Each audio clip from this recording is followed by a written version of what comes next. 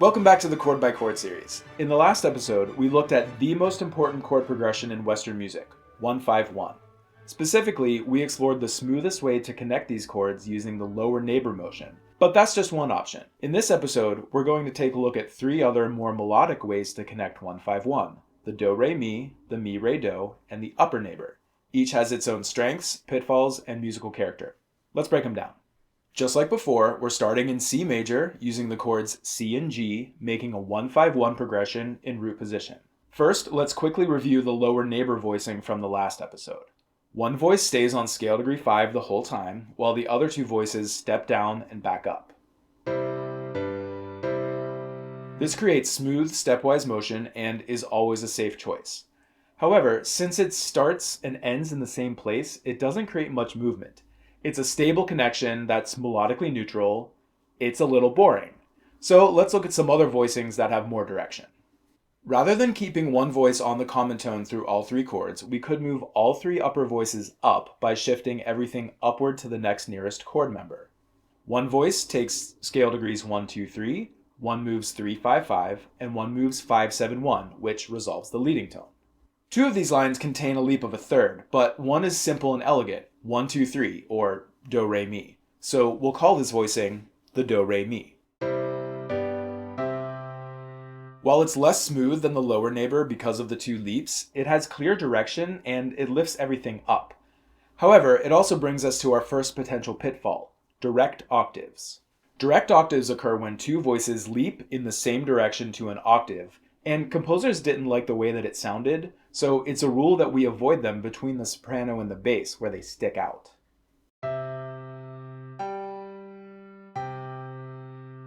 They're not as bad as parallel octaves, but the effect is similar. The do-re-mi voicing has this danger of direct octaves, but it only happens when the soprano is on the 3-5-5 line and the bass leaps up from 1 to 5. Fortunately, there are two easy ways to avoid this. Put the 3-5-5 line in the alto or the tenor, sort of hiding the direct octave where it's less noticeable. Direct octaves between any combination of voices other than between the soprano and the bass are acceptable.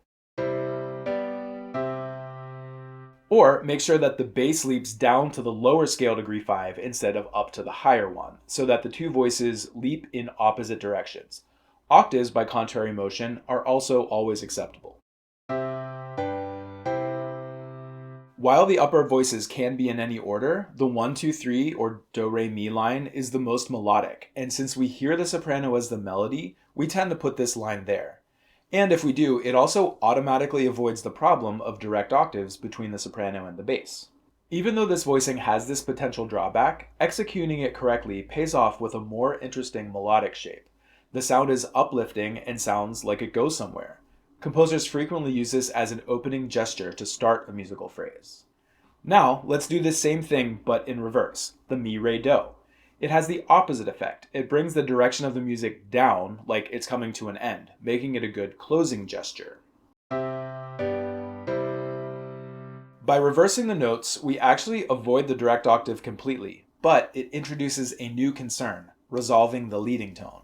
The do-re-mi resolve the leading tone automatically because all of the voices moved up.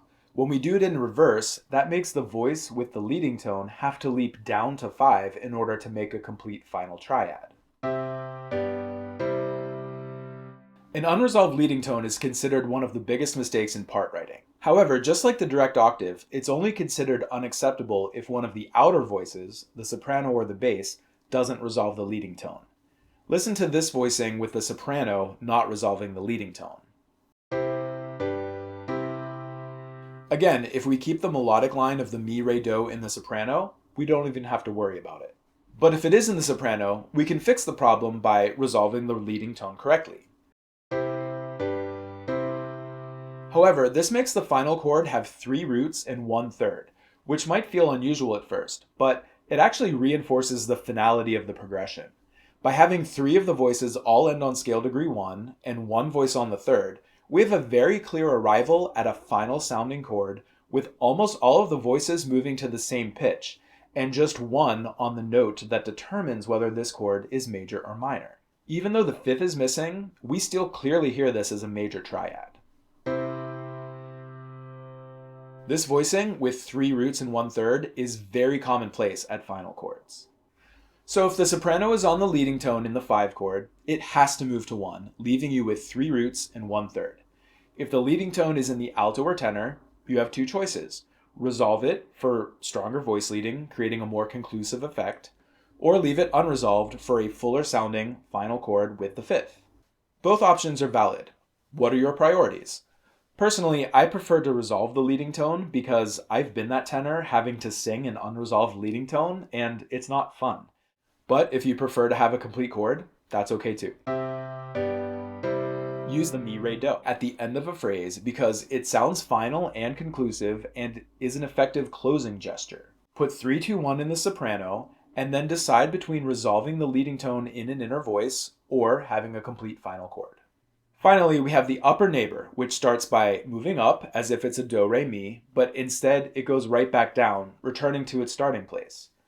The upper lines are 1, 2, 1, 3, 5, 3, and 5, 7, 5. This motion is deceiving. It begins with an upward push, making you think it's going somewhere, only to settle right back down. It's like a musical fake-out. This is a weird one because it contains both of the pitfalls that we've encountered, the possibility of both direct octaves and an unresolved leading tone. The best way to avoid both is to make sure that the soprano is the voice executing the upper neighbor motion of 1, 2, 1. This allows you to hide both direct octaves and unresolved leading tones in the inner voices. But just like the mi, re, do, you can choose to resolve the leading tone or not when it's in the alto or tenor. The upper neighbor has the effect of a sort of fake out, but just like the mi, re, do, it's also a closing gesture since all of the voices come back down to the final chord. So those are the 4 ways to connect 1, 5, 1. But which one should you use? It depends on the context. Lower neighbor is always correct. It's smooth and stepwise, but it can feel a little static. Do, re, mi is great for openings as it lifts the upper voices upward. Mi, re, do is a strong closing gesture, bringing the voices back down to do. The upper neighbor creates a subtle fake out that can also be an effective ending.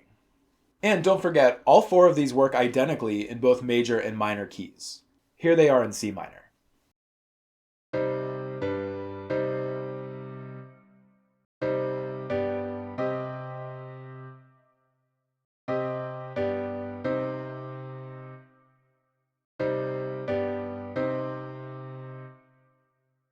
Let's take a quick look at some real music. In the first few measures of the final movement of Beethoven 5, he strings together a mi, re, do, an upper neighbor, and a do, re, mi, all linked together. See if you can hear the contours of the melodies in the upper voices over the 1, 5, 1 chords.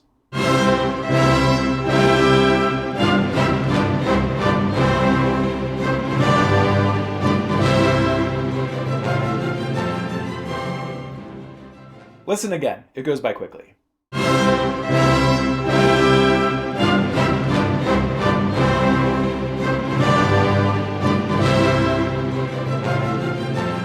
You'll find instances of all 4 voicings everywhere in Western music. The next time you hear a 1-5-1 progression, see if you can also identify the accompanying melodic pattern. In this video, we covered the concepts of direct octaves and unresolved leading tones, which will be concerns of future progressions, so make sure you understand these concepts before moving on. If this breakdown helped, hit like and subscribe, and I'll see you in the next chord by chord video. And on your way out, see if you can spot more melodic shapes over 1-5-1 chords at the end of Beethoven 5.